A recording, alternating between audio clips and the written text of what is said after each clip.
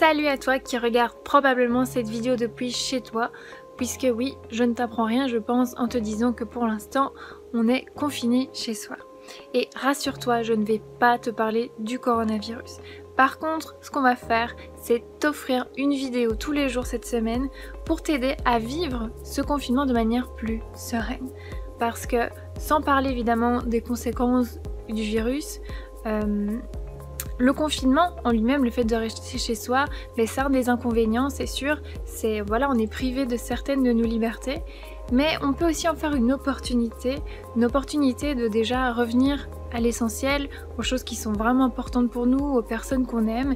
Et puis c'est aussi une opportunité pour prendre du temps pour soi et pour prendre soin de soi pendant ce temps-là. Et donc, comme je te l'ai dit, cette semaine, on va te faire une vidéo tous les jours pour t'aider justement à pouvoir prendre soin de toi. Aujourd'hui, pour cette première vidéo, je te propose de prendre en compte ton tempérament pour vivre cette période de confinement de manière plus sereine. Et quand je parle de tempérament, dans ce cas-ci, je parle d'introversion ou d'extraversion. Puisque, comme tu l'as vu au début de la vidéo, face à une situation comme celle-là, on ne réagit pas tous de la même manière. Avant de commencer, je t'invite à t'abonner à notre chaîne si ce n'est pas encore fait et tu peux également cliquer sur le lien qui est dans la description pour pouvoir t'abonner à ce challenge des 7 jours pour pouvoir prendre soin de toi et recevoir toutes nos vidéos dans ta boîte mail. Si tu es quelqu'un de plutôt extraverti, ça veut dire que tu es une personne qui se sent bien quand elle est au contact des autres. Tu aimes par exemple participer à des fêtes, à des dîners entre amis.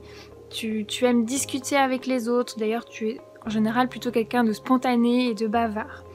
Et donc dans cette période de confinement, si tu restes chez toi, tu pourrais ressentir la peur de t'ennuyer ou de te sentir seul. Tu pourrais te dire « Oh non mais qu'est-ce que je vais faire pendant tout ce temps rester chez moi ?» Et donc là où cette période de confinement a une opportunité pour toi, c'est que c'est le moment peut-être d'apprendre à te sentir bien en étant seul. Et donc tu pourrais par exemple prendre du temps pour te recentrer sur toi, pour méditer, pour te poser aussi des questions sur qu'est-ce que toi tu aimes, qu'est-ce qui est important pour toi et toi personnellement. Parce que quand on passe la majorité de son temps entouré par d'autres personnes, on est influencé par elles malgré tout.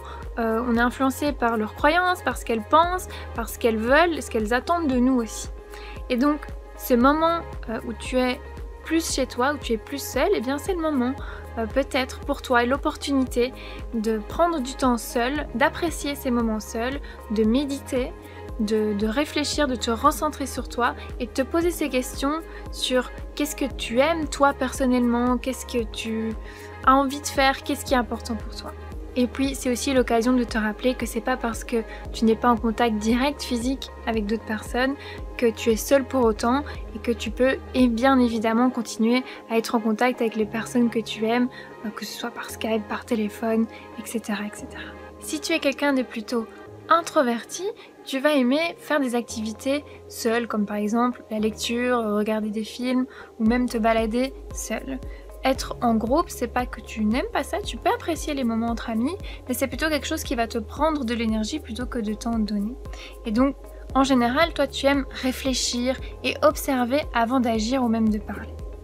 Dans ce cas-ci, le confinement, tu pourrais te dire que de manière générale, toi, ça te dérange pas plus que ça puisque tu passes déjà beaucoup de temps seul. Attention, le risque par contre de ce confinement, c'est que tu t'isoles puisque toutes les activités que tu as d'habitude qui te font sortir et être en contact avec d'autres personnes, tu ne les as plus. Et donc l'opportunité pour toi derrière cette période de confinement, c'est peut-être de justement être plus proactif pour créer du lien et être en contact avec d'autres personnes. Ça peut être en appelant tes proches, en prenant des nouvelles et peut-être plus particulièrement prendre des nouvelles des personnes qui comme toi ont tendance à être plus introverties et être plus dans leur coin. C'est l'occasion peut-être de prendre des nouvelles de ces personnes-là. Ça peut être aussi un moment pour justement partager avec tes amis qui eux sont extravertis et ne savent pas quoi faire de ces moments-là, leur montrer tout ce qui est possible de faire, toutes les activités que toi tu connais et qui sont super enrichissantes et que peut-être ils n'avaient pas eu le temps vraiment de découvrir parce que c'était pas dans leur tempérament. Tu peux leur partager ça pour que eux aussi ils puissent profiter et prendre du bon temps en étant seuls chez eux.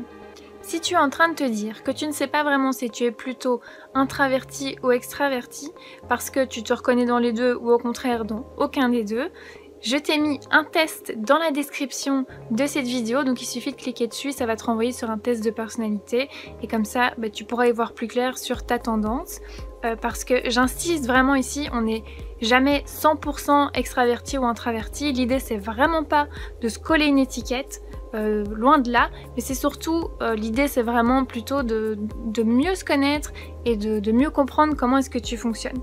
Donc vraiment l'idée c'est pas je suis que extraverti ou qu'introverti, en général on a un peu les deux et ça dépend du contexte, mais on a une tendance majoritaire et c'est ça que je t'invite à identifier.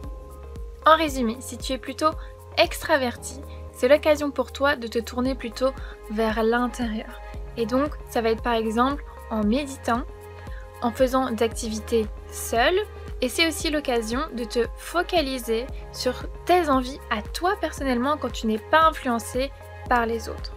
Si tu es plutôt introverti, eh bien c'est l'occasion pour toi de te tourner vers l'extérieur et donc ça peut être en prenant des nouvelles de tes proches, notamment les personnes qui elles aussi sont plutôt introverties et qui n'iront peut-être pas spontanément vers toi. C'est aussi par exemple en partageant à tes amis qui eux sont plutôt extravertis, eh bien toutes tes idées d'activités à faire seul et en restant chez soi et aussi par exemple des bons films et des bons livres que toi tu as lus ou que tu as vus. Et quand tu vas faire ça, quand tu vas relever ce challenge, eh bien, prends-toi en photo ou une petite vidéo et partage-la nous sur Instagram avec le hashtag #EnConscienceChallenge et aussi en nous taguant, donc en.conscience. Et on partagera, du coup on va repartager tout ce que vous aurez envoyé. Et c'est vraiment l'occasion, du coup c'est l'idée, ça va être de tous ensemble nous créer une semaine qui est vraiment motivante et on va se pousser les uns les autres à prendre soin de nous et à faire des choses qui nous font du bien cette semaine. Voilà, c'est tout pour aujourd'hui. Si cette vidéo t'a plu, partage-la à tes amis introvertis et extravertis. Je te dis rendez-vous demain pour la deuxième vidéo dans laquelle je vais te partager, on fera ensemble une méditation pour sortir du lit et pour se mettre dans une bonne énergie et bien démarrer sa journée. Donc je te dis à demain et d'ici là, prends soin de toi.